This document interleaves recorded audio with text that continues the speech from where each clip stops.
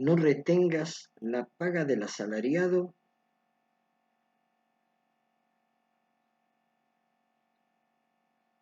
y deberás pagarle su salario en su día, antes incluso de que se ponga el sol. Esto fue escrito como una norma con peso legal hace 6.000 años en la Biblia hebrea. Y no es el único texto, hay varios. Este está en el libro de Deuteronomio, pero hay otros con un concepto básico, elemental: el derecho al salario percibido oportunamente, incluso antes de que se ponga el sol, dice el texto que acabamos de leer. Pagale al asalariado su salario en el día que corresponda. Qué curioso, ¿no? En nuestros tiempos actuales, también hay legislación mucho más precisa y específica en función de los convenios de trabajo. No vamos a agobiarnos citando leyes, pero el Estado, el gobierno, como administrador del Estado, no tiene derecho legal a pagar cuando se le da la gana o cuando tiene el dinero. Tiene que pagar cuando la ley le impone los plazos. Si no recuerdo mal, la legislación laboral argentina establece 4, pueden ser 5 días hábiles vencido el mes de servicio. Qué notable, ¿no? En nuestra provincia llevamos años cobrando los trabajadores del Estado, activos y pasivos, es decir, los jubilados, con un atraso inconcebible, no solo de días, de meses. El último medio aguinaldo se cobró, si no me equivoco, 8 meses después de cuando debió cobrarse. Y esto es ley. Y cuando uno no cumple con lo que le marca la ley, lo que le impone la ley, comete un delito y se convierte en un delincuente. Y cuando este incumplimiento es reiterado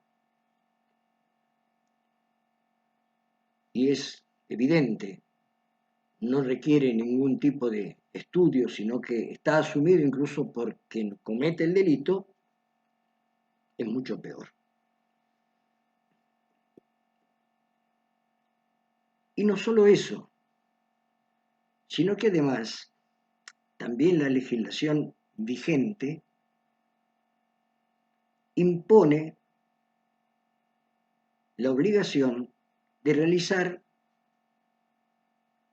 reuniones paritarias para establecer los acuerdos de los cuales se derive el ajuste salarial en función de las circunstancias de cada momento. En el caso de la docencia, el contrato laboral es un convenio colectivo. Y en ese convenio colectivo, llamado Estatuto del Docente, entre los derechos del docente, de los docentes, está el de gozar de remuneración y jubilación justas, actualizadas periódicamente. El gobierno no puede negarse a una reunión paritaria para que se cumpla esto, la actualización periódica del salario, de la remuneración y de la jubilación, que está asociada al salario activo, de manera justa, actualizada. Hay países que no tienen idea de lo que es la inflación. Esto es curioso. Pero hay países que no conocen la inflación, no la conocen. Pero nosotros la conocemos y cuánto la conocemos.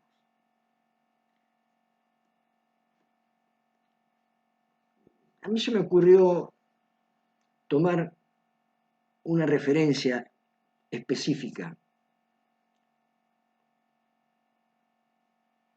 Para hacerlo simple, tomé el proceso, digamos, cómo se fue produciendo el aumento, la inflación en un artículo en particular, por varios motivos. En principio porque es un artículo de primera necesidad, pero además de eso es un artículo que tiene un carácter simbólico, que es el pan nuestro de cada día.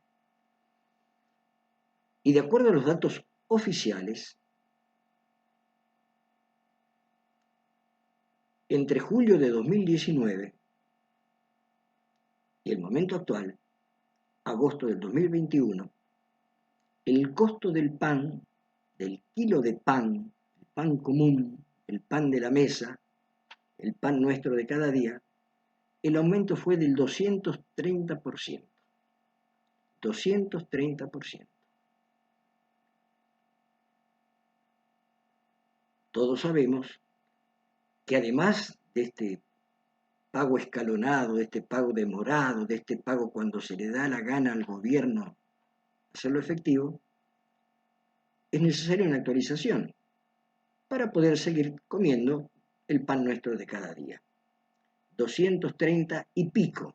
Yo lo redondeé en 230, pero es un poquito más. Pero no importa. Digamos, concedámosle que es 230% el incremento del kilo de pan.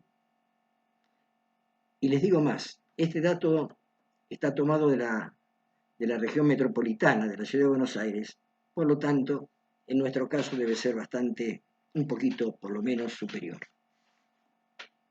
En la región patagónica los costos son mayores, pero la verdad que no encontré la secuencia. Y bueno, alcanza y creo que nos alcanza para una reflexión, para tomar conciencia de la realidad, este dato del INDEC.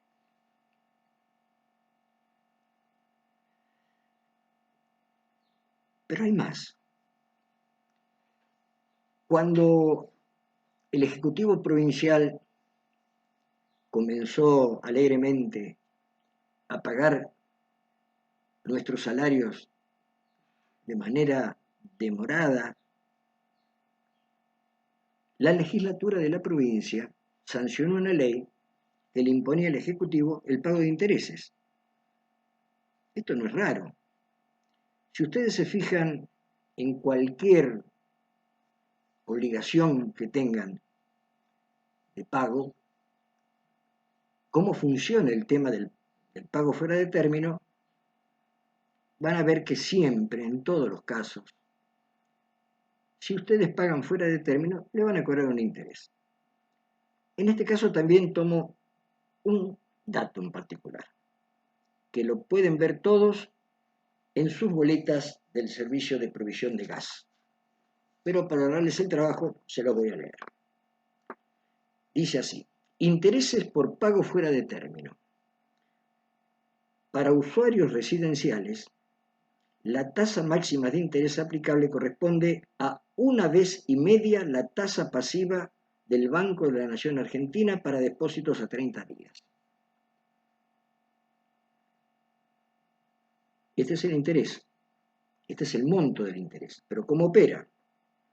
Dicha tasa se aplicará sobre el importe indicado en el total a pagar y por los días transcurridos entre la fecha de vencimiento y la del pago efectivo.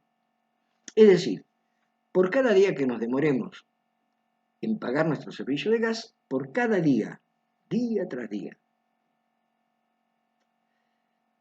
la empresa nos cobra este interés. 1,5 veces la tasa que cobra el Banco Nación.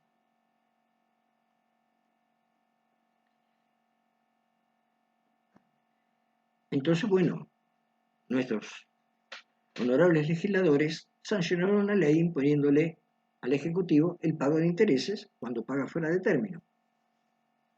Pero no una vez, no hace falta ni que lo señale. tantas veces, pagando fuera de término.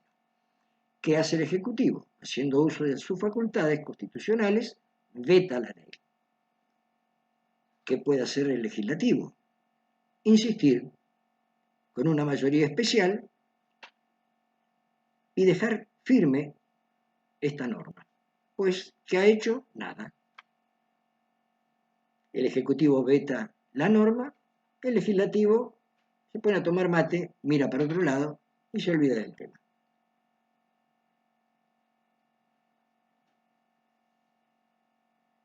Desde el punto de vista de la Constitución, yo soy un improvisado en esto, ¿no? Pero la cosa es fácil.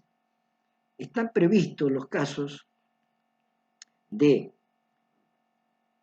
lo que debe hacerse cuando el funcionario responsable de cumplir la ley no la cumple. Insisto, reiteradamente, no como un error, como ahora alguno quiere decir, sino como un sistema. No cumple la ley. Y hay mecanismos constitucionales para llamar la atención y para someter a juicio a ese funcionario. Esto es el famoso, por todos conocido, juicio político. Pues bien, en nuestra honorable legislatura provincial hay más de un pedido de juicio político para con el gobernador por cuanto esté incumpliendo con sus obligaciones. ¿Dónde están esos pedidos, esos reclamos? No sabemos, pero no están en acto. No se están llevando adelante. Poco antes de las últimas elecciones generales, el tema del juicio político al gobernador Arcioni estaba ahí,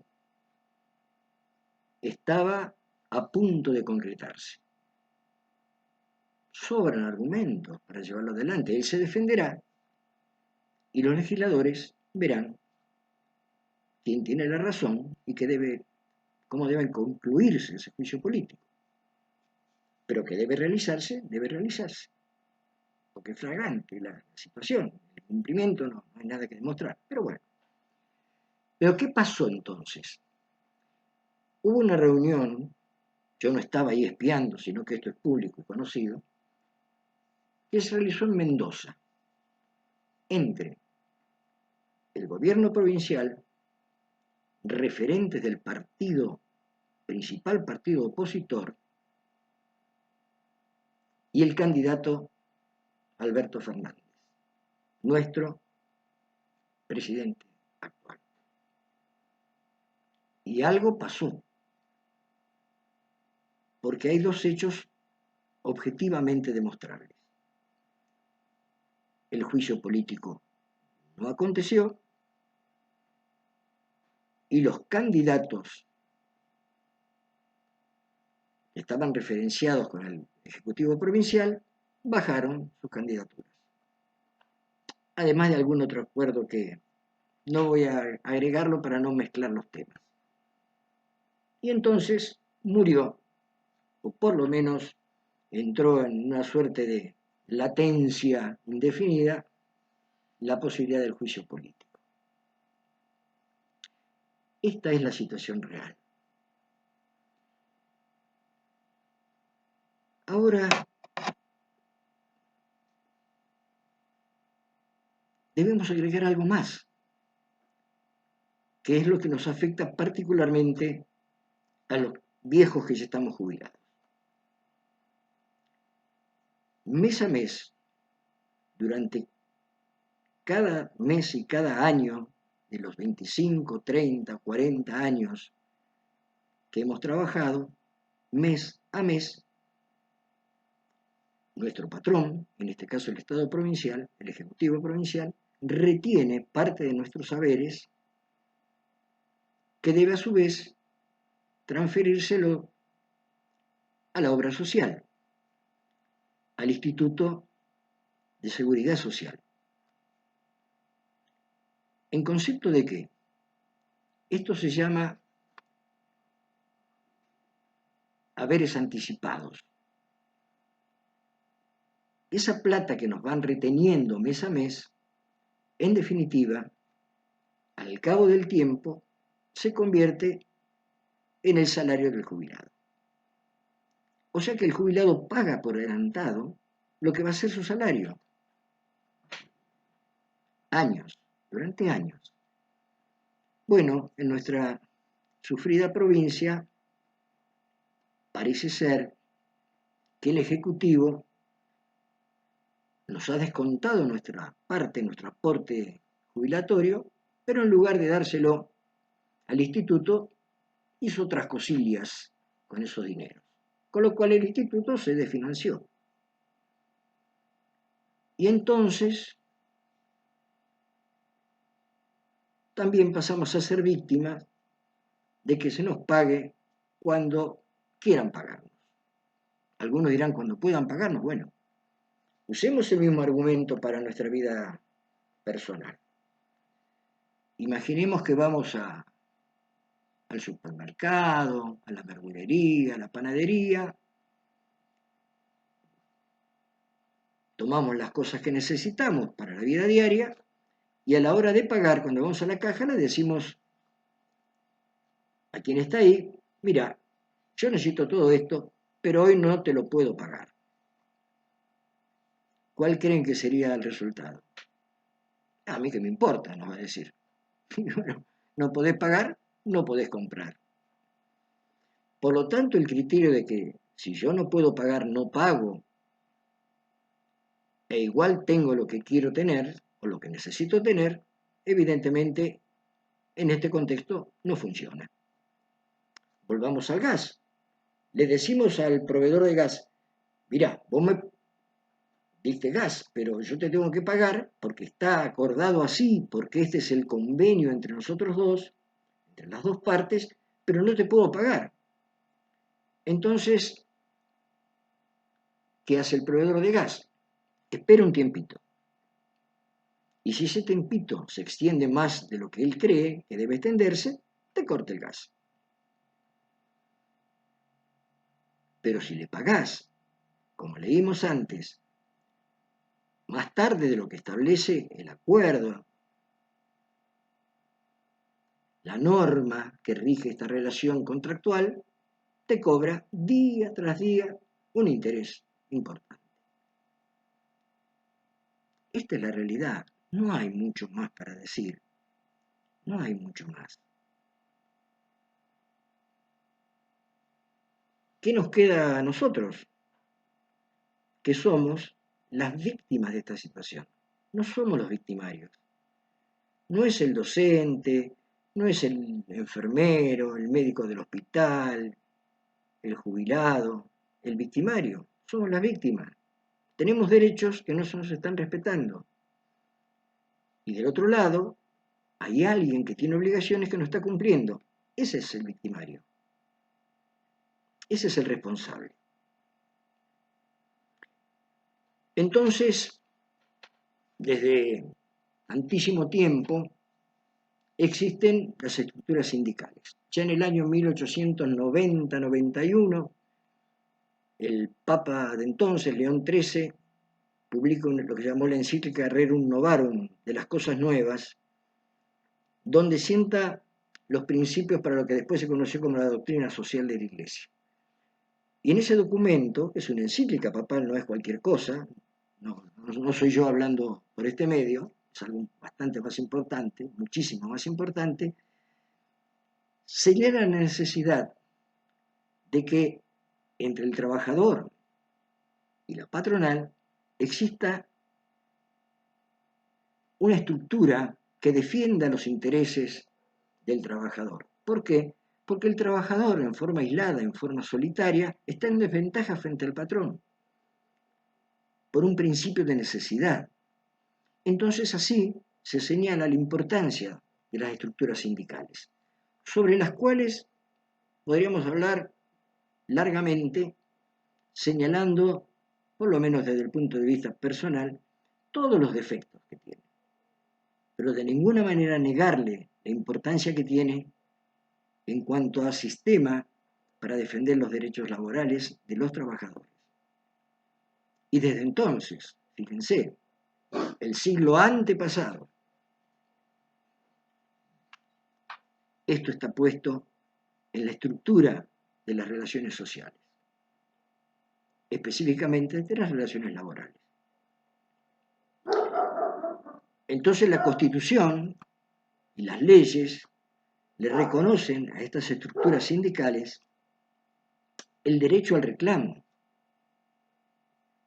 de muchísimas maneras. Uno es la reunión paritaria, es la mesa de discusión entre las partes, buscando alcanzar la reivindicación, la concreción de estos derechos, gozar de una remuneración y jubilación justas y actualizadas periódicamente. Pero si esto no sucede, le quedan otros instrumentos, entre ellos la retención de sus servicios, las medidas de fuerza. Entonces acá es cuando aparecen voces que convierten a la víctima en victimario, que cuestionan la protesta docente y la lucha docente o de cualquiera de los otros trabajadores en defensa de sus derechos. Y entonces, si los chicos están sin clase porque los maestros están de paro, la culpa es de los maestros. Si los trabajadores del hospital acotan su servicio, que nunca es en forma absoluta, por aquello que está en juego, que es la salud pública, pero lo restringen como medida de protesta, ¿qué tiene el trabajador? Tiene su fuerza de trabajo, es su única herramienta. No tenemos más. Y los jubilados ni siquiera tenemos eso, porque no podemos hacer nada, salvo protestar. Y vaya si se protesta, ¿no? Viejos protestando. Viejos que deberíamos estar en otra situación, porque somos viejos. ¿Y por qué tenemos derecho a ella? ¿Y por qué hemos aportado para que esto sea así? Pero volvamos al trabajador activo. Entonces aparecen voces con argumentos insólitos. Por ejemplo, ¿de qué se quejan? Cobran tarde, pero cobran. Ah, bueno. Amigo mío, utilice ese argumento cuando va a hacer las compras. Retire lo que usted necesita y dígale a su proveedor, mire, no se queje, ya le voy a pagar cuando yo pueda. Y el proveedor seguramente le va a dar un beso, un abrazo y le va a decir, sí, sí, hombre, llévese todo lo que quiera y págame cuando pueda. No va a ser así. Otras voces, peores todavía. Dice, bueno, si no está conforme con lo que le pagan, que se busque otro trabajo. Por lo tanto, los enfermeros que no están conformes con su situación salarial y laboral deberían buscarse otro trabajo. ¿Qué sé yo? ¿Y los maestros dónde van? ¿Cambian de escuelas? No, no, no. Esto es propio o es posible dentro de las profesiones, llamémosle liberales, independientes. Yo soy albañil, hago un acuerdo con una persona por un trabajo, el acuerdo no me satisface, busco otra persona, pero es un trabajo independiente. Esto no puede suceder en un trabajo de esta naturaleza como es, por ejemplo, el magisterio. Sin embargo, lo dice. Si no le gusta cómo le pagan y cuánto le pagan, búsquese otro trabajo.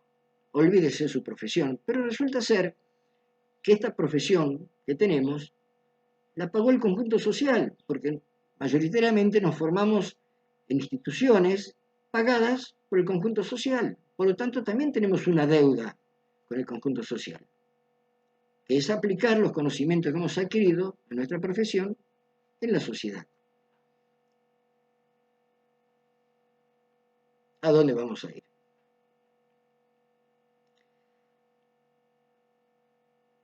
Supongamos que no es el paro docente, por ejemplo, o el paro de los trabajadores de salud o de otros servidores públicos, la medida más deseada. Muy bien, ¿qué nos queda?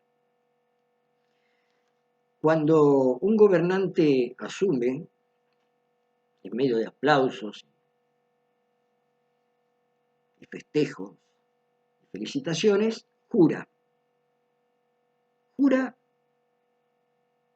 sobre lo que quiere, algunos sobre la Biblia, otros sobre la familia, otros sobre lo que quiera.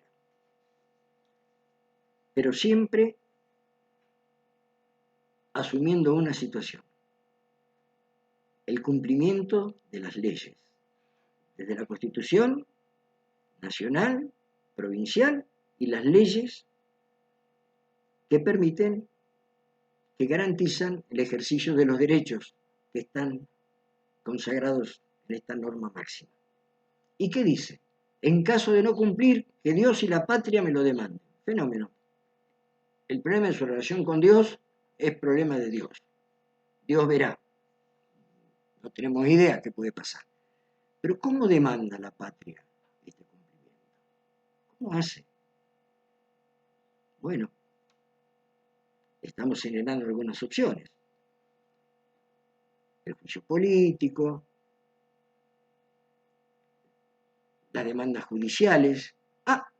Pero no. Las demandas judiciales están prácticamente imposibilitadas porque, hecha la ley, hecha la trampa, entonces el mismo funcionario, el mismo gobernante que no va a cumplir la ley, promueve y en complicidad con el otro estamento del Estado, que la legislatura sanciona una ley de emergencia que dice a mí no me pueden juzgar si yo no cumplo con lo que debería cumplir, porque estamos en emergencia. Emergencia que se renueva año tras año, tras año, tras año, y que deje de ser una emergencia para ser un estatus permanente. Bueno, queda la lucha del trabajador. Pero no hagamos paro. Listo.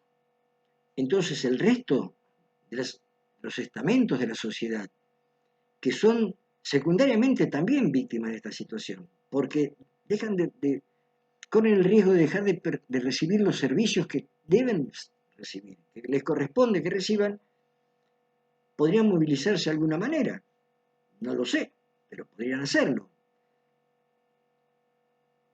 Que salgan esos sectores, que salga el pueblo y que acompañe el reclamo por los derechos de aquellos que son sus trabajadores, que no son extraterrestres. Esos jubilados que son trabajadores en situación pasiva, porque ya trabajaron, ya trabajamos. Todo lo que tenemos que trabajar, ya lo hicimos. Esta es la situación. En estos días difíciles, especialmente difíciles por todo lo que estamos sufriendo, como personas y como sociedad, en nuestra provincia en particular, este tema está candente, a flor de piel. Pensemos, no seamos reactivos diciendo, los maestros son unos vagos. Habrá maestros vagos, habrá médicos vagos, habrá empresarios delincuentes, habrá periodistas que denigran su profesión. Sí, pero esto no es los docentes, los médicos, los empresarios, los periodistas. Bueno, y donde hay alguno que falla, deja de hacer lo que debe hacer, bueno, atiéndase esa situación.